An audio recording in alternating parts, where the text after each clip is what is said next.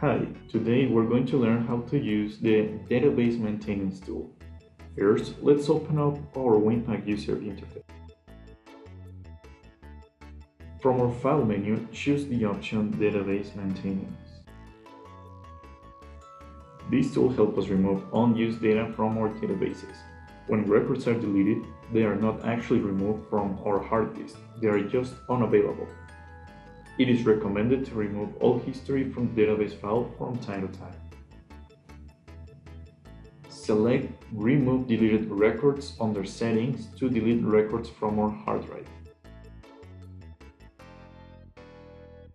Select Delete History under Settings to delete history file.